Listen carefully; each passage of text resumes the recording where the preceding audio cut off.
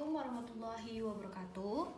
Sebelumnya perkenalkan, nama saya Ayunda Arnelita Putri dengan NIM 24080314280. Di sini saya akan menganalisis pengaruh gaya kepemimpinan terhadap kepuasan dan kinerja karyawan menggunakan SPSS.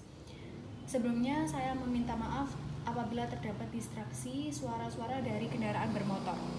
Baik, ini adalah hasil data yang telah saya rubah. Di angka depan digitnya itu dirubah menjadi angka terakhir di NIM saya. Nah, NIM saya itu belakangnya adalah 0, jadi untuk angka depannya itu 0 semua. Jadi hanya terdapat 2 angka saja.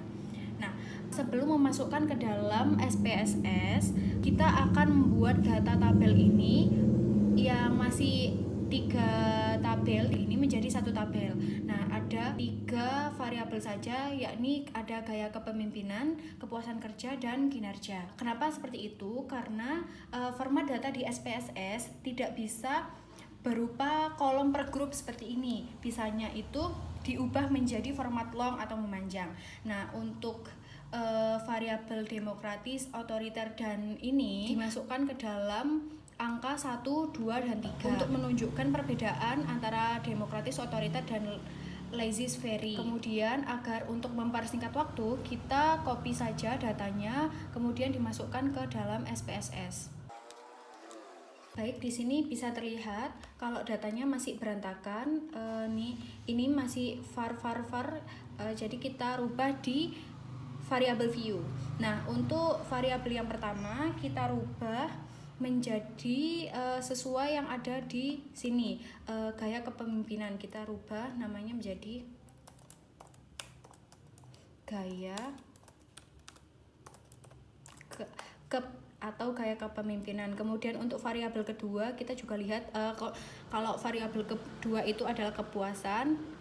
Jadi ini kita rubah menjadi kepuasan, dan di sini ada variabel ketiga yakni kinerja.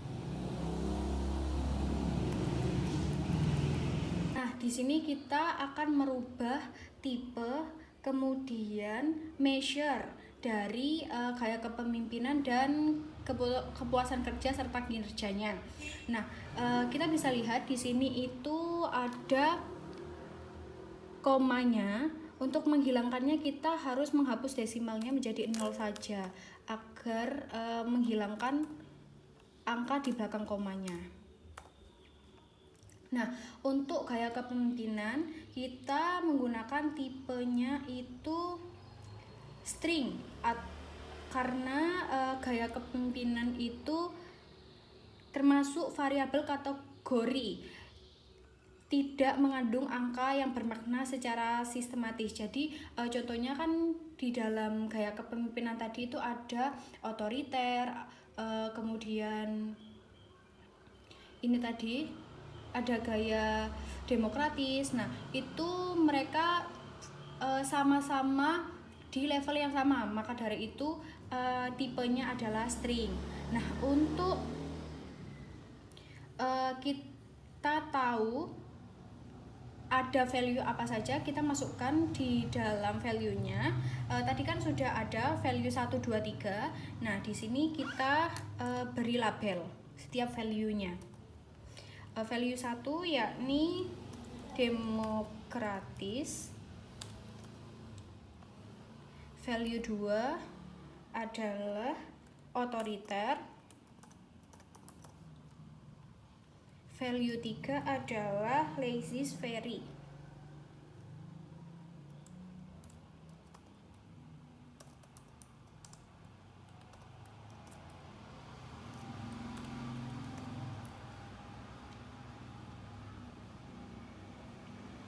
Nah, untuk measure-nya kita sudah terlihat ya, ini langsung berubah menjadi nominal. Hal ini kenapa? Karena gaya kepemimpinan itu merupakan data nominal yang kategorinya itu tidak berurutan. Tidak ada urutan hierarki kayak demokratis itu lebih tinggi dari otoriter, itu tidak. Nah, ini agar SPSS-nya itu tidak keliru menganggap sebagai data angka yang bisa terhitung rata-ratanya. Jadi untuk measure-nya ini nominal ya. Nah, di kepuasan dan kinerja itu kita tipenya numerik, sudah benar, numerik. Karena data dari kepuasan dan kinerja ini adalah data kuantitatif atau angka yang bisa dihitung dan dianalisis, seperti itu. Nah, untuk measure-nya kita pakai skala, scale. Karena kita ngasih tahu ke SPSS-nya itu butuh tahu bahwa data ini adalah data interval atau rasio, bukan data kategori, seperti itu. Baik, di sini kan sudah terlihat setelah diganti nama-namanya di data view-nya ini sudah berubah. Nah, baik, langkah selanjutnya sebelum uji MANOVA itu kita bisa uji normalitas multivariat. Nah, hal ini digunakan untuk mengecek apakah data di dalam masing-masing kelompok di demokratis, otoriter, dan laissez-faire itu berdistribusi normal untuk kedua variabel terikat, yakni variabel kepuasan dan kinerja. Nah, untuk langkah-langkahnya di analyze, kemudian deskriptif statistik, kemudian di explore. Nah, kita masukkan kepuasan dan kinerja di dependent list, kemudian gaya kepemimpinan di faktor list. Kenapa? Karena gaya kepuasan dan kinerja ini terpengaruh dari gaya kepemimpinan atau yang mempengaruhi, seperti itu. Jadi kepuasan dan kinerja ini terpengaruh dari gaya kepemimpinan, seperti itu.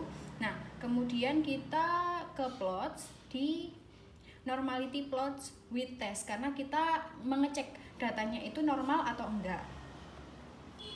Oke, kita oke.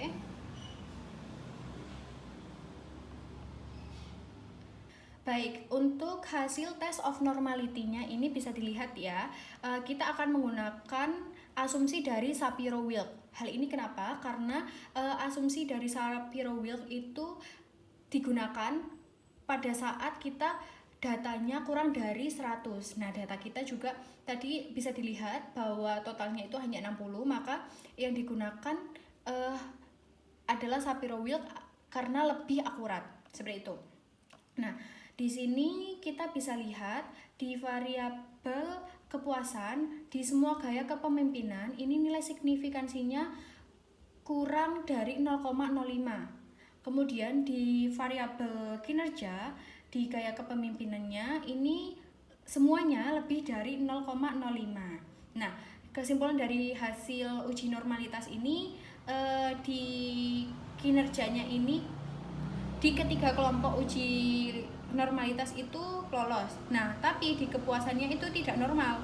Nah, ini bisa dilakukan lanjut ke MANOVA karena jika data mendekati normal dan tidak ada outlier yang ekstrim, SPSS ini cukup kuat terhadap sedikit pelanggaran normalitas. Jadi bisa lanjut ke uji MANOVA, seperti itu. Baik, untuk langkah selanjutnya adalah uji MANOVA. Yang pertama adalah analyze, kemudian kita ke general linear model ini, kemudian di multivariate. Nah, kita masukkan kepuasan dan kinerja ke dalam dependent yang dipengaruhi. Kemudian kita masukkan gaya kepemimpinan ke fixed faktor yang mempengaruhi, seperti itu. Kemudian kita centang di tombol optionnya, kita klik, kemudian kita centang deskriptif statistik, kemudian homogeneity test, kemudian estimate of effect size, kemudian klik continue dan oke. Nah, di sini kita akan lihat di multivariate test dan Levin test of equality of error variance. Untuk hasil lebih lanjutnya akan saya masukkan ke dalam Word, seperti itu. Terima kasih.